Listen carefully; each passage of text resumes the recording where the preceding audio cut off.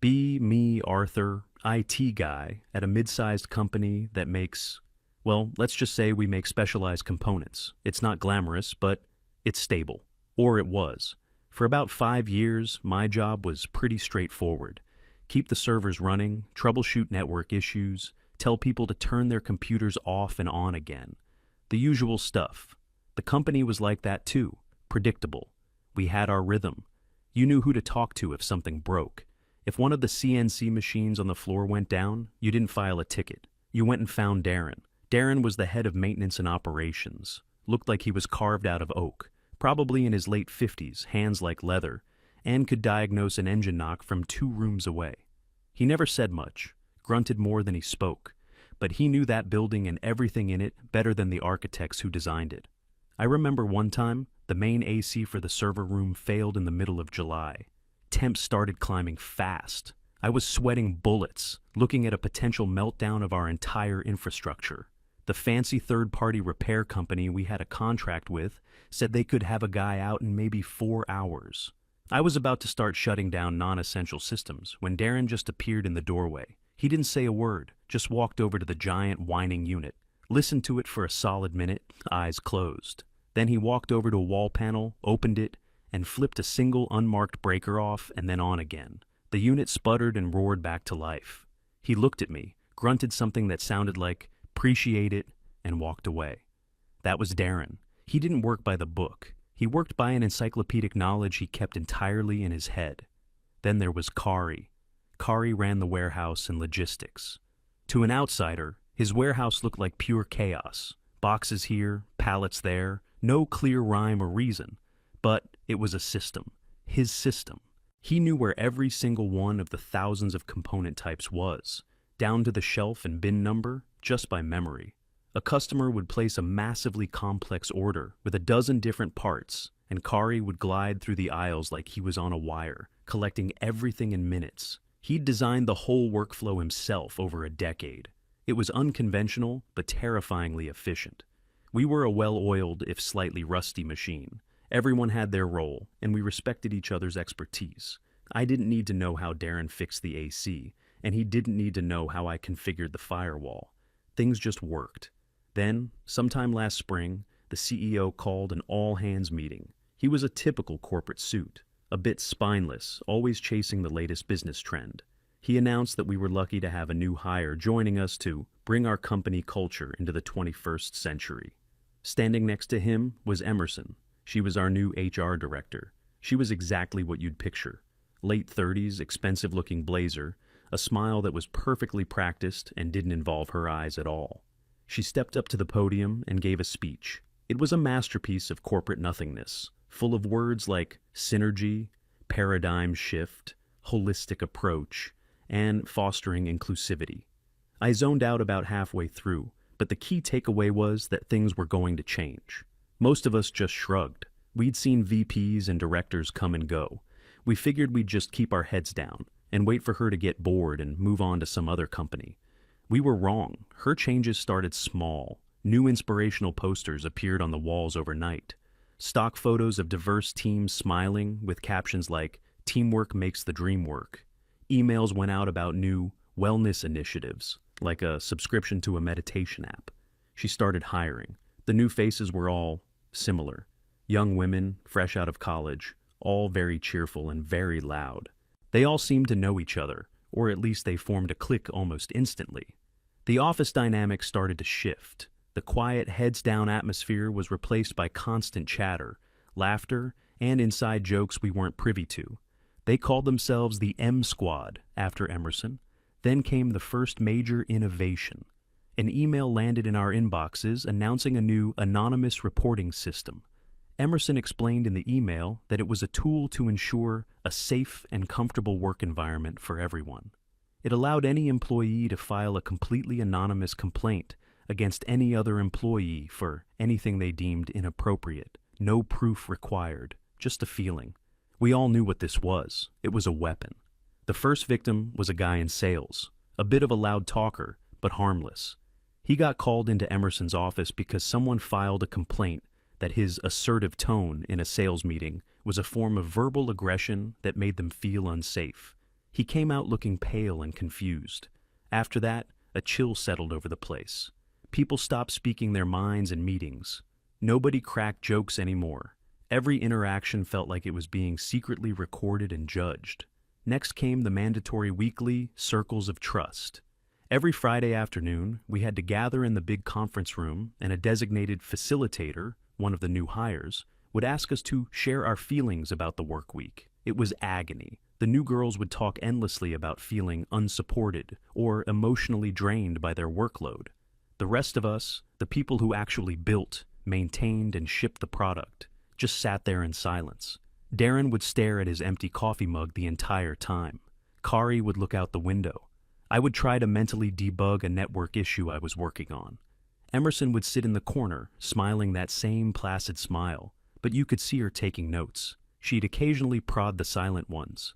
She'd ask Darren if he had anything he wanted to unpack about the challenges of the week. He'd just grunt and say, "Things broke, fixed them." You could feel her disapproval. She'd talk about how emotional vulnerability is a strength and how a silent team is a suffering team. The final nail in the coffin was the new performance review system. Our job performance, our actual ability to do the work we were hired for, was now only 70% of our overall score. The other 30% was based on a new metric called cultural contribution. How was it measured? It was completely subjective. Did you actively participate in the circles of trust? Did you join any of the new non-work-related Slack channels, like Feminist Fridays? Did you volunteer for the party planning committee? My code could be flawless, my network uptime could be 99.999%, but if I didn't share my feelings enough, I was officially a subpar employee. This was the system designed to squeeze us out, not with a bang, but with 1,000 little paper cuts. Darren was the first to go. The incident was so stupid, so trivial, that it was almost perfect. One of the new hires, a marketing girl named Kinley, was trying to use the big industrial printer. It was a finicky old beast that Darren kept alive through sheer willpower. It jammed on her, of course. She started complaining loudly that the equipment was patriarchal because it was too complicated. Darren was walking by, heard the commotion, and went over. He didn't even look at her, just opened a side panel, pulled out a crumpled piece of paper, and closed it. She asked him what she should do if it happened again. He grunted, "Just give it a good slap on the side. This old girl likes it rough." He meant the machine. Anyone with a brain would know he meant the machine. The next day, he was in Emerson's office for 2 hours. We couldn't hear what was said, but we could see it through the glass walls. Emerson, calm and composed. Darren, looking tired and just done. Apparently, an anonymous complaint was filed. The comment was described as creating a hostile environment and using violent gendered language. They gave him a formal written warning. A man with 20 years of perfect service at that company, not a single mark on his record. He walked out of her office, went to his own, and started packing his personal effects into a small cardboard box. He didn't make a scene. He just put the written warning on top of his tools, walked over to the CEO's office, left his keys on the secretary's desk, and walked out the front door without a word to anyone. An email went out an hour later from Emerson, announcing Darren's sudden but well-deserved retirement and wishing him well. The next week, the air conditioning in the east wing of the building broke. It was a hot, miserable week. Nobody knew how to fix it. The company that held the service contract quoted us a ridiculous price to even come look at it. Emerson told everyone that a little warmth encourages collaboration. That was when I started updating my resume. The fall of Kari was next, and it was even more insidious. It wasn't about a single comment. It was about his entire existence being an obstacle to progress. Emerson decided that Kari's warehouse system was inefficient and lacked modern accountability. What she meant was that she couldn't understand it, so it had to be bad. She announced a major initiative to digitize and streamline the entire logistics department. She brought in a consulting firm, run by a friend of hers, to sell us a new, state-of-the-art warehouse management system. It was incredibly expensive, a massive software suite that promised to track everything with AI and blockchain and whatever other buzzwords were popular that year. Kari was tasked with overseeing the implementation. He spent a month evaluating it. Then he wrote a detailed 20-page report. He wasn't emotional. It was all pure data. He demonstrated how the new software would be 40% slower than his manual system for our specific type of product. He showed that the subscription costs would erase our profit margin on half our orders. He pointed out that it was incompatible with our existing forklifts and scanning hardware, requiring a complete and costly overhaul. His conclusion was simple: this software was a terrible idea for our business. He presented his findings in a meeting with Emerson and the CEO. I was there because it involved integrating with my servers. Kari laid out his case perfectly, calmly, logically, with undeniable facts. When he was done, Emerson just smiled. She didn't refute a single point. Instead, she said that his report was a good example of legacy thinking, and that he was showing a resistance to change that indicated a lack of team-oriented vision. She told the CEO that clinging to old ways, even if they seemed efficient, was holding the company back from being a dynamic and agile market leader. The CEO, who I don't think understood a word of Kari's report or Emerson's speech, just nodded along. He was terrified of looking like he wasn't on board with innovation. He approved the purchase of the new software on the spot. He looked at Kari and said, "We appreciate your analysis, but we've decided to move in a more forward-thinking direction." Kari just stared at him. It was the first time I'd ever seen him look defeated. He had dedicated his professional life to building a perfect system, and these people had just dismissed it in favor of shiny, expensive garbage because it sounded better in a press release.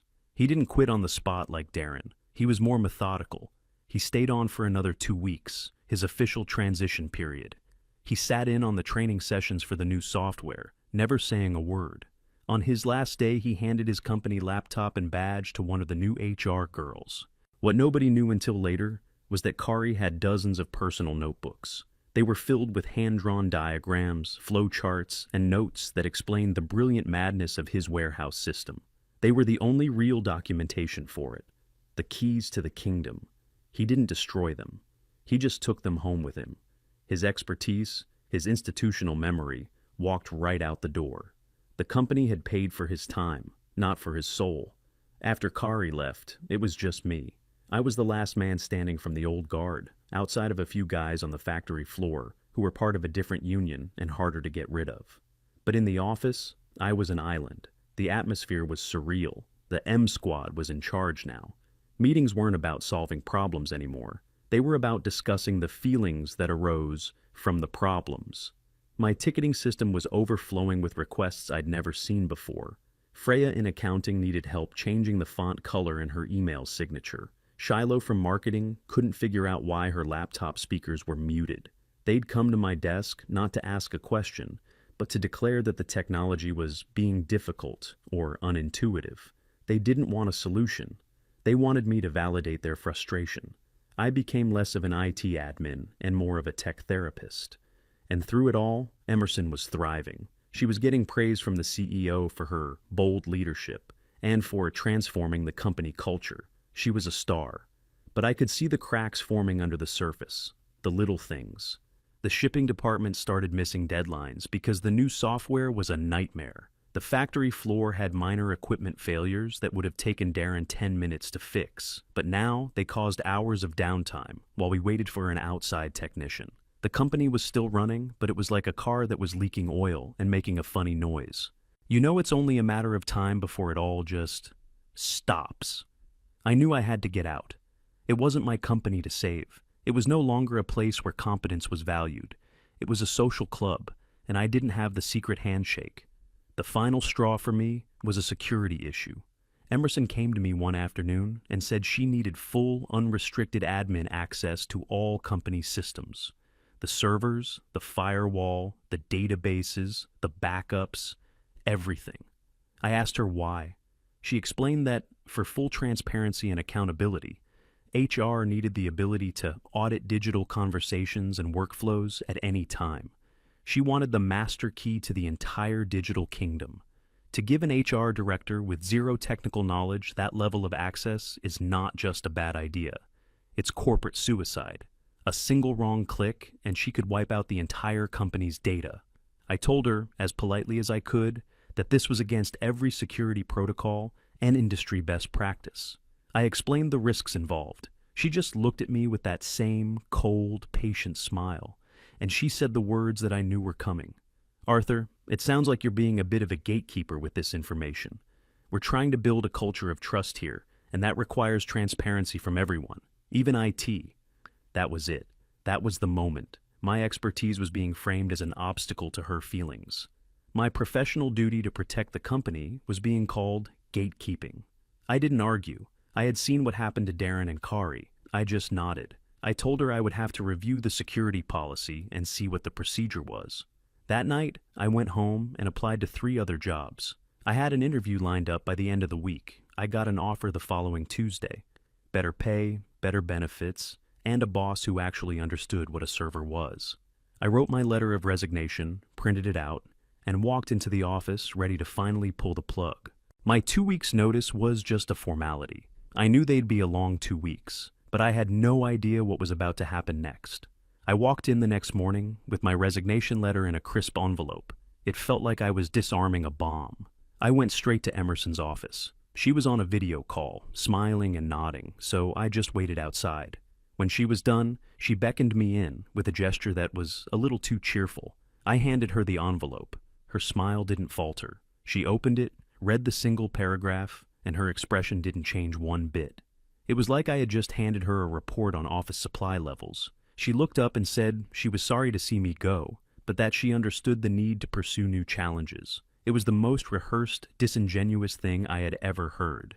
She told me the company would appreciate me working my final 2 weeks to ensure a smooth transition. I agreed. I wasn't going to burn a bridge, even if the bridge was already on fire. What followed was the most surreal 2 weeks of my professional life. Emerson's idea of a smooth transition was for me to train my replacements. She assigned 2 of her M squad to shadow me, Miriam and Kailani. They showed up at my desk on the first day with brand new notebooks and pens, like they were about to start a fun new class. I started by trying to explain the network architecture. I drew a diagram on the whiteboard showing how the servers, switches, and firewalls all connected. After about 5 minutes, Miriam raised her hand. I thought she had a question about the subnet mask or something. Instead, she asked if there was a way to make the diagram more visually inclusive. I just stared at her. I asked her what that meant. She explained that the diagram was very linear and hierarchical, and that it didn't promote a collaborative network philosophy. I erased the whiteboard and decided to try a different approach. I sat them down at a terminal and showed them the basic command line interface for managing user permissions. Kailani watched me type for a few moments and then said, "The black screen with the green text felt very intimidating and not user-friendly." She asked if there was a GUI with lots of colorful buttons I could use instead. This was the level I was dealing with. They didn't want to learn how the system worked. They wanted the system to change to accommodate their feelings. The rest of the 2 weeks was more of the same. I spent hours writing detailed documentation, step-by-step guides for everything from restarting a failed server to restoring a backup. I printed it all out and put it in a series of thick binders labeled in big, clear letters. I figured even if they couldn't understand the theory, they could at least follow a checklist. When Emerson saw the binders, she gave me a tight, thin smile. She told me that relying on dense text-based documentation was an outdated approach. The new company culture, she explained, was about shared knowledge and intuitive processes, not gatekeeping information in manuals. She was literally criticizing me for doing the exact thing she asked me to do, ensure a smooth transition. On my last day, I tidied up my desk, put all my personal items in a box, and made one last check of the servers. Everything was green, all systems nominal. I left the binders of documentation sitting in the middle of my empty desk, a monument to a lost cause. A few of the new girls, including Miriam and Kailani, organized a little farewell for me. They bought a sheet cake that said, "Good luck on your new adventure," in cheerful pink icing. It was the most awkward 30 minutes of my life. They talked about how much they valued my contributions and how they were excited to build on the foundation I had created. Emerson gave a little speech about how my departure was a sign of a healthy, dynamic company where people were always growing and moving on. She handed me a card signed by all of them. I went home that evening and felt a sense of relief so profound it almost made me dizzy. I was out. I was free. Whatever happened next was not my problem. A week later, I was at my new job.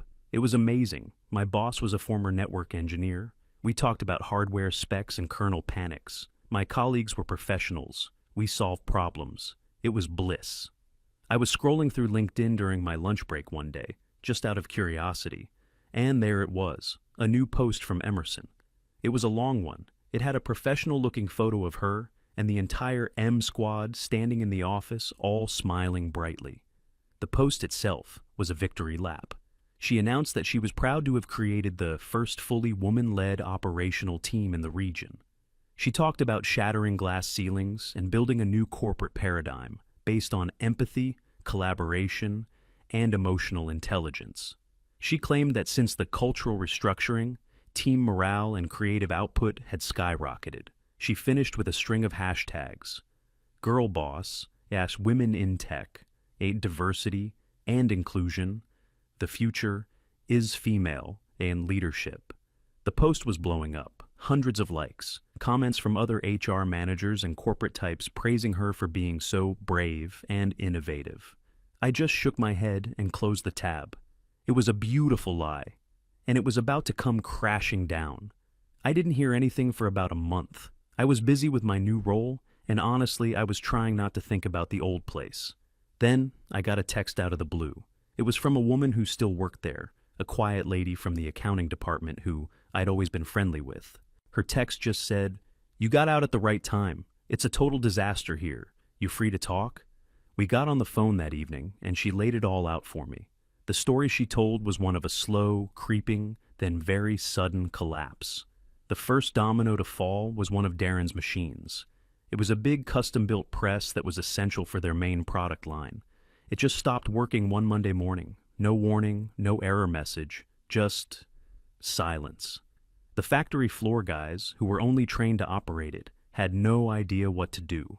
The new head of operations, one of Emerson's hires, came down to look at it. She apparently tried turning it off and on again. Then she called the original manufacturer. The problem was, the manufacturer had gone out of business 5 years ago. Darren had been the only person on Earth who knew its quirks. He'd kept it running with spare parts he sourced from 3 different countries and a healthy dose of what could only be described as mechanical witchcraft. The machine stayed dead. Production on their most profitable product line ground to a complete halt. That was problem number 1. Problem number 2 arrived a week later, courtesy of Kari's replacement software. They were trying to process a massive shipment for their biggest client. The software, which was supposed to be a seamless AI-driven marvel, suddenly glitched. It didn't just crash. It corrupted the entire order database for that client, mixing up part numbers, quantities, and shipping addresses. The warehouse team, now managed by another one of Emerson's friends, had no idea how to fix it. They couldn't revert to a backup because nobody knew how. They couldn't manually sort the order because Kari's simple, elegant physical system had been dismantled and replaced with a chaotic mess of barcodes that now led to nowhere. The shipment was delayed by a week. The client was furious.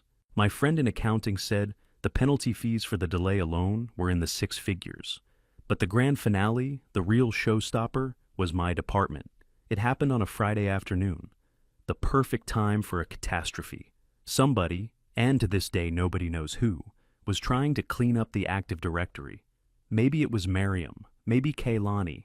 They were probably trying to implement a more aesthetically pleasing user group structure. They must have clicked the wrong thing, deleted a root permissions group, or a critical system file they didn't understand. At 3:47 p.m., the main server that handled authentication for the entire company went down. And it didn't just go down. It went into a boot loop of death. The consequences were immediate and total. The company website went offline. The internal network vanished. Email stopped working. The VoIP phone system died. Every single computer in the office was suddenly a useless brick, unable to log into the network. The entire digital infrastructure of the company ceased to exist. My friend described the scene. A few screens went black, then a few more. A confused murmur spread through the office. People started asking if the internet was down. Then the slow, creeping horror as they realized it was everything.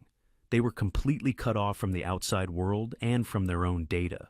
The M Squad was in full-blown panic. They apparently tried calling me. My old extension was dead, of course. They didn't have my personal number. They tried calling the third-party IT support company we had a low-level contract with. The support guy on the phone asked for the admin password. They didn't know it. He asked them to connect to the server's recovery console. They didn't know what that was. He asked them to read an error code off the physical server's display. They couldn't even figure out how to get into the locked server room. The binder I had left, the one with the big friendly letters on it that said, "Emergency Server Recovery," was apparently being used as a monitor stand on someone's desk. The entire office descended into chaos, and at the center of it all was Emerson. My friend said she just locked herself in her glass office. Everyone could see her. She was pacing back and forth like a caged animal, screaming into her cell phone. The CEO was calling her. The angry client was calling her. The heads of other departments were banging on her door. And what was her highly trained, empathetic, collaborative team doing? My friend forwarded me a few of the internal emails they managed to send each other using their personal phones. Kinley sent a company-wide message suggesting they all take a moment to practice mindfulness and acknowledge the collective trauma of the situation. Shiloh was asking if they were still expected to complete their timesheets for the day. Miriam was trying to organize a Zoom meeting to debrief on the communication breakdown and strategize a more emotionally resilient workflow for the future.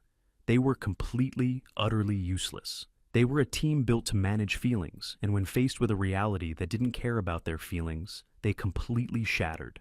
Emerson was left alone, drowning in the consequences of her own decisions. She had systematically removed every person who knew how to fix things, and now things were broken beyond repair. She had built her perfect world, and she was the only one left to be crushed by it. The company never really recovered. They had to hire an emergency team of freelance IT consultants who charged them an astronomical fee to come in and rebuild the servers from scratch. It took them a week just to get basic email functioning again. They lost their biggest client. Several others followed. The reputation of the company was in tatters. My friend told me that Emerson was let go about a month after the crash. There was no big announcement. Her name was just gone from the company directory one day. Her triumphant LinkedIn post was deleted. I looked her up recently. Her profile now says she's a freelance DEI consultant and thought leader, currently open to new opportunities. The company is still around, but it's a shadow of its former self. They had massive layoffs. My friend from accounting managed to hang on, but she's looking for a new job. A couple of months ago, I got a call from an unknown number. It was Kari. He said he and Darren were going to grab a beer and wanted to know if I was free. I met them at a quiet old bar near our former workplace. It was the first time I'd seen either of them since they left. Darren looked less tired. Kari was smiling more. We didn't spend a lot of time talking about what happened. We didn't need to. We knew. We talked about our new jobs, about our families, about nothing in particular. It was just comfortable. A quiet understanding between three guys who had seen the same train wreck up close. As we were getting ready to leave, Darren took a final sip of his beer and looked at me. He said, "You know, the funny thing is, that old press really did like it when you gave it a good slap." We all just started laughing. It wasn't a bitter laugh. It was just freeing. We had been right, and we had survived.